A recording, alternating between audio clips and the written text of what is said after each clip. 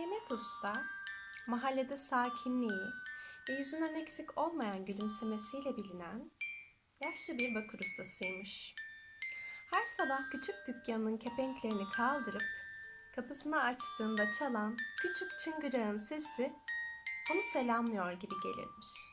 Babasından kalan bu küçük bakır dükkanını çok severmiş Mehmet Usta.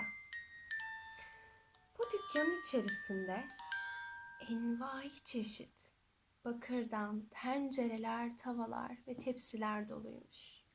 Bu dükkanın içerisindeki kokular ve sesler Mehmet Usta'yı mest edermiş. Mehmet Usta'ya bu dükkan kendini evinde gibi hissettirilmiş. Özen ve incelikle yaptığı bakır kapkacağın alıcısı çok, Mehmet Usta'nın güler yüzlülüğünü ise bilmeyen yokmuş. Kendi oğlu olmadığı için Mehmet Usta yanına aldığı çıraklara sanatını öğretirmiş. İşte böylece Mehmet Usta'nın yanında yüzlerce, onlarca çocuk bakır sanatını öğrenmiş. Bu şekilde aylar ayları, yıllar yılları kovalamış ve bir gün dükkandan içeri bir çocuk girmiş. O çocuğun adı Salih'miş. Ve Mehmet Usta'nın yeni çırağı olmuş Salih. Salih bu işi öğrenmeye pek gönüllü değilmiş ve sürekli şikayet ediyormuş. Ustası hayatın her aşamasında yeni şartlara alışmanın zor olduğunu bildiği için Salih'e karşı genellikle hep anlayışlı oluyormuş. Ancak zaman geçtikçe Salih bu yeni hayata, bakır dükkanına ve çıraklığa alışmak yerine daha da şikayet eder bir hale bürünmüş. Hoşnutsuz hislerle, sürekli sızlanan bir ruh haliyle dolmuş Salih. Kapı çıngırağının sesi onun başını ağrıtıyormuş. Taburesinin ayağı dengesizmiş, o yüzden bazen düşüyormuş. Toz onu hapşırtıyormuş. Bazı kokular yüzünden başı dönüyormuş. Çekiç yüzünden de başı ağrıyormuş.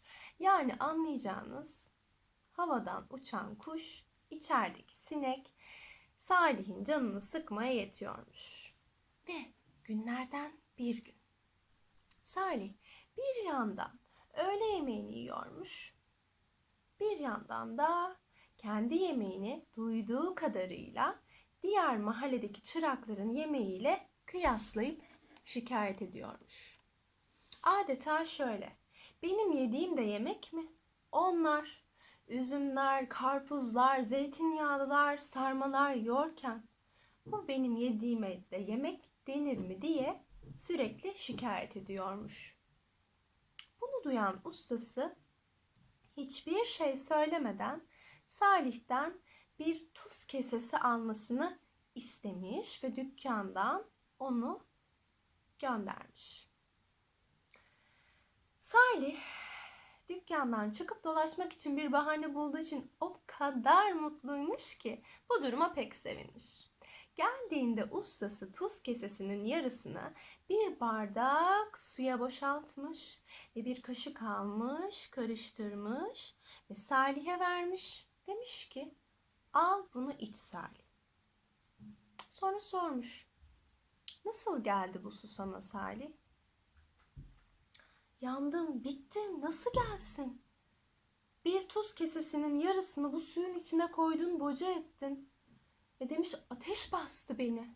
Bunu neden içmemi istedin ki? Usta tek bir söz bile söylemeden paltosunu giymiş ve Salih'e demiş ki, hadi beni takip et. Birlikte yürümeye başlamışlar ve dükkanın yakınlarındaki bir gölün kenarına varmışlar. Usta tuz kesesinde kalan tuzu yanına almış ve yavaşça kıyısında durdukları göle tuzu serpiştirmiş. Daha sonra yerden aldığı bir çubukla gölü iyice karıştırmış ve bardağını göle daldırıp bu sefer bu suyu içmesini istemiş Salih'ten. Salih hiç itiraz etmeden içmiş.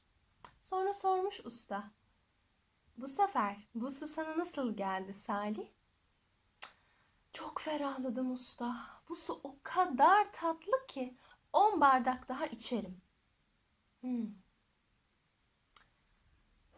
Salih'e bu su çok iyi gelmiş ve Salih günlerdir görünmediği şekilde ferah ve huzurlu görünüyormuş o suyu içtikten sonra. Ve usta demiş ki, Salih, hayat hepimize biraz tuz, çekecek biraz da dert verir.